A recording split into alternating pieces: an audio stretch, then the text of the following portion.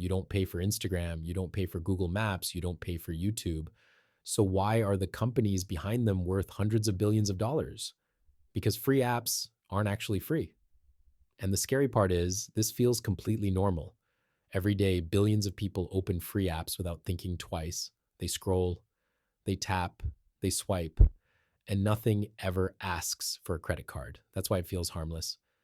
But behind the scenes, a transaction is happening, just not the one you think. Today, we're breaking down what you're really paying, who's making money, and why free might be the most expensive business model ever created. Let's start with a simple rule of the internet. If you're not paying for the product, you are the product. Free apps don't sell subscriptions. They sell attention, behavior, and predictability. Your time on the app, your clicks, your pauses, your habits. All of that is valuable, not because companies care about you, but because advertisers care about reaching someone exactly like you. You're not paying with money, you're paying with three invisible currencies. And once you see them, you can't unsee them. First, attention. Every second you spend scrolling is a second that can be monetized. That's why feeds never end. Notifications feel urgent. Content loads instantly. The longer you stay, the more valuable you become.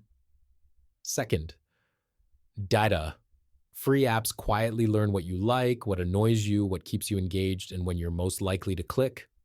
Over time, they don't just know who you are, they know who you're likely to become. That prediction power is worth billions. Third, behavior. This is the most important one. Apps don't just observe behavior, they shape it.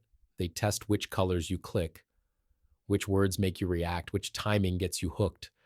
You're not just using the app is training you. Most people think, okay, fine, they just make money from ads. This is where most people stop thinking. That's only part of the story. Ads are the output, not the business. The real business is targeting, optimization, and influence. When an advertiser pays, they're not buying space, they're buying certainty, certainty that the right person will see it at the right time, in the right emotional state. That certainty comes from years of collected behavior. Notice something interesting?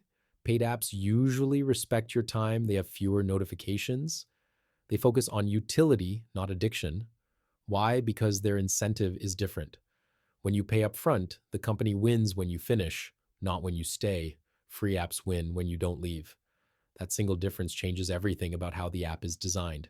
So, what's the real cost of free? It's not money, it's fragmented attention, shorter focus spans, constant low level stimulation. Individually, that doesn't feel expensive, but multiplied by years, billions of users, and entire societies, it becomes massive. Free apps didn't just change technology, they changed how humans spend their time. Here's the important part, this isn't a conspiracy, it's incentives. Free apps didn't wake up one day and decide to manipulate people. They optimized for growth, engagement, and profit. And the system rewarded the ones that captured attention best. The result wasn't planned, but it was predictable. So next time you open a free app, ask a different question. Not how much does this cost, but what is this app optimizing me to become? Because when something is free, the price is rarely zero. It's just invisible. And invisible costs are the easiest to ignore.